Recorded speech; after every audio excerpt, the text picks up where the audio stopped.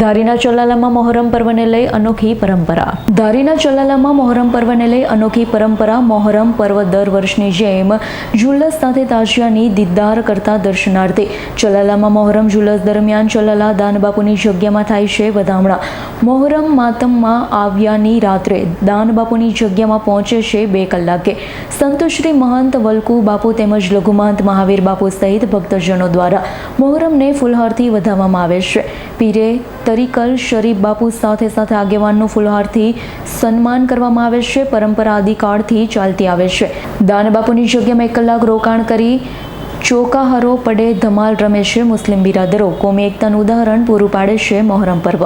દાન મહારાજ એટલે ચલાલાની આ ધરતી એટલે દાન મહારાજની તપોભૂમિ કહેવાય છે. અહીંયા વર્ષોની પરંપરાઓ જ્યારથી અમે સમજવા શીખાની પણ અમારા પૂર્વજો વડીલો પાસેથી પણ અમે સાંભળતા આવીએ છીએ કે વર્ષોથી મોહરમના પવિત્ર દિવસે રાત્રે 12 વાગ્યાથી જે સમગ્ર મુસ્લિમ બિરાદરો છે એ અહીંયા દાન મહારાજની જગ્યામાં પધારે છે. અહીંયા અંશાવતાર પૂજ્ય શ્રી દાન મહારાજની જગ્યાના મહંત પૂજ્ય વલકુ બાપુ મૌલાના સાહેબ જે આવે છે અને જે મુસ્લિમ બિરાદરો આવે છે એમનું સ્વાગત કરે છે. ત્યાર પછી 1 કલાક જેવો દાન મહારાજના દર્શન કરી અને મુસ્લિમ બિરાદરો દ્વારા જગ્યાની અંદર જ ચોકારો લેવામાં આવે છે.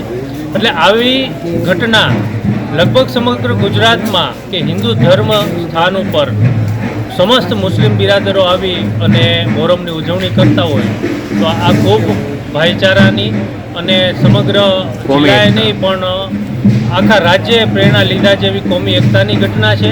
અને બંને સંતો પણ એકબીજાને ભેટે છે, મળે છે અને હિન્દુ મુસ્લિમ અને દરેક સમાજના આગેવાનો પણ આ તકે દાન મહારાજની જગ્યામાં અત્યારે 2 વાગ્યા છે એમ છતાં પણ 2 વાગે મોટી સંખ્યામાં બધા જ આગેવાનો હાજર રહે છે.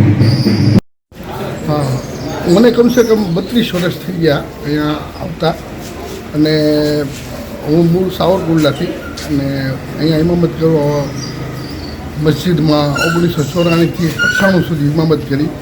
પછી સતત મોહરમ શરીફના પ્રોગ્રામમાં મારી રહેબરી નીચે ચલાલા સમજ મુસ્લિમ જમાતની આગેવાની અને એ બધા ધાર્મિક કાર્યો હળી મળીને ચલાલા ગામમાં હિન્દુ મુસ્લિમ સમાજની એકતા સાથે દરેક તહેવારો મનાવવામાં આવે છે. એ તમામ ભારતીયો માટે ગૌરવની વાત છે.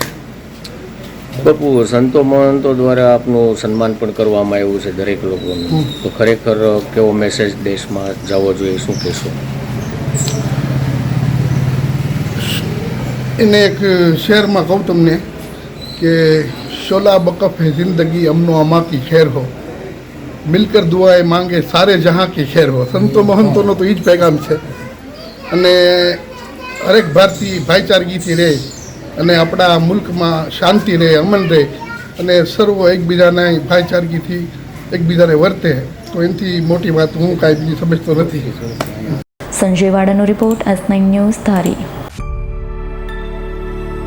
અમારી તમામ માહિતીથી અપડેટ રહેવા માટે જોડાયેલા રહો S9 ન્યૂઝ સાથે.